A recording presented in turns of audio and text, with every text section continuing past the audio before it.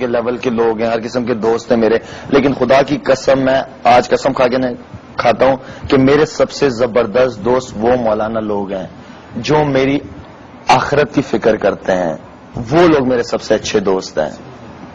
اس لیے انہیں فکر ہے میری کہ میں صرف دنیا میں پیسہ کمانے یا کرکٹ کھیلنے نہیں آنا ہوں.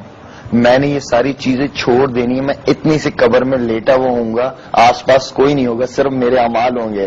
نہ میرے بیگم ہوگی، نہ میرے بچے ہوں گے، نہ باپ ہوگا، نہ ماں ہوگا، کوئی بھی نہیں ہوگا میرے ساتھ.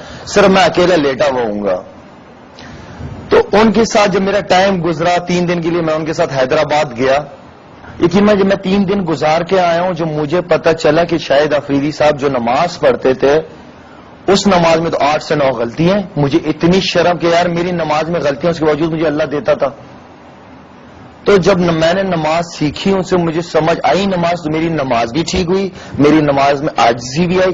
میں نماز اب آرام سے ٹھہر کے پڑھتا ہوں، مطلب کے ساتھ پڑھتا ہوں کہ میں نماز میں پڑھ کے آ رہا ہوں. ہم نے تو ایک چیز بچپن سے سیکھی ہے نا، رٹا لگایا، الحمدللہ پڑھ لیا، ثنا پڑھ لیا، درود شریف پڑھ لی، وہ پتہ نہیں کہ اللہ سے بات کیا کر رہے ہیں ہم. نماز کا مطلب تو یہ ہے کہ اللہ آپ کے سامنے آ جاتے ہیں. ٹھیک ہے، جہاں آپ سجدہ لگاتے تو اللہ کے آپ قدموں میں سجدہ لگا رہے ہوئے ہوتے ہو.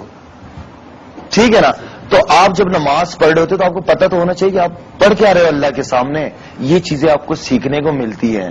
ہم تو خوش ہیں بھائی، ہم 5 وقت نماز پڑھتے ہیں، ہمیں پتہ نہیں ہم نماز میں پڑھ کے آ رہے ہیں. تو یہ چیزیں آپ کو سیکھنے کو ملتی ہیں وہاں پہ. اور بڑی چیزیں، دین ہمارا صرف نماز پہ ختم نہیں ہوتا، اور بڑی چیز ہے. تو اس 3 دن نے میرے خیال میں میری زندگی بدل دی ہے. نہ میری کوئی خواہشات ہے اب. ٹھیک ہے نا، اللہ نے میری خواہشات ہی مار دی. میرے دل میں کوئی خواہش بھی آتی ہے نہ، جب خدا کی قسم میری خواہش اللہ ویسی پوری کر دیتا ہے. اور میری زندگی اتنی سکون سے اب گزر رہی ہے، اتنی مزیدار زندگی میری گزر رہی ہے کہ آپ سوچ ہی نہیں سکتے.